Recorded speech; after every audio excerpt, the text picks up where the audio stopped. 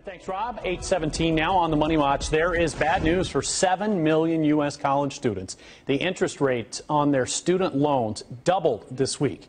The changes are not just affecting students, though. Jean Dorrell is here from thesmartmoneygal.com to talk about it. Good morning, Jean.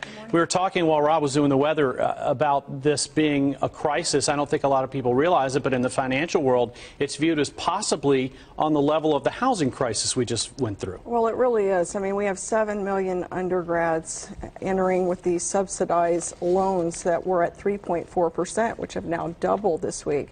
So that's being compared to the recent housing crisis, because just as the mortgage lending boom drove up the home prices, now this is putting pressure, all this student lending is putting pressure on tuition costs. So are we in danger of a lot of them defaulting because they suddenly can't afford their payments? That's already happening. In fact, it's not just hitting the 20-somethings. It's actually Uncle Sam's going after Social Security checks now, because about 2 million people over the age of 60 owe student loan debt.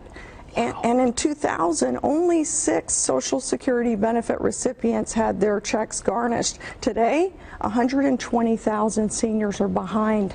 So if you think this is just a young person's problem, you're very wrong about it. It's everybody's problem. So what caused the rates to double? Why did it get to this? Well, it was planned to go up, but the White House and Congress both agreed they didn't want it to go up. Problem is they couldn't agree on what to do.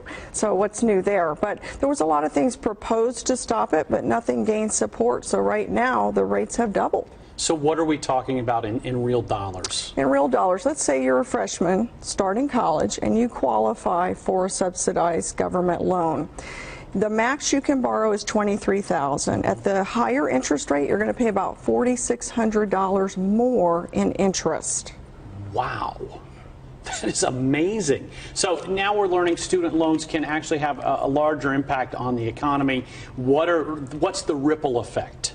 Okay, so the ripple effect is that with all these kids graduating, for example, the class of 2013 graduated with an average student debt of $35,000, according to a survey done by Fidelity. Right. And the American Institute of CPAs also did a study that showed because of this debt, they're putting off milestones. So about half of these student loan borrowers who have graduated are delaying saving for retirement, delaying buying a home, delaying buying a car, and even 15% of them are putting marriage on hold.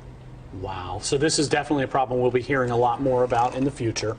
And I'm glad we have you to help us get through it. And we'll talk about that, I'm sure, at some point down the line. I just want to add one thing. You know, they really should look to see if they're eligible for a grant or a scholarship. Then they don't have to borrow money and worry about interest rates. And I've put a link to grants and scholarships in the area on my website at thesmartmoneygal.com. Awesome. Thanks, Thank Jean. you, We'll see you next time.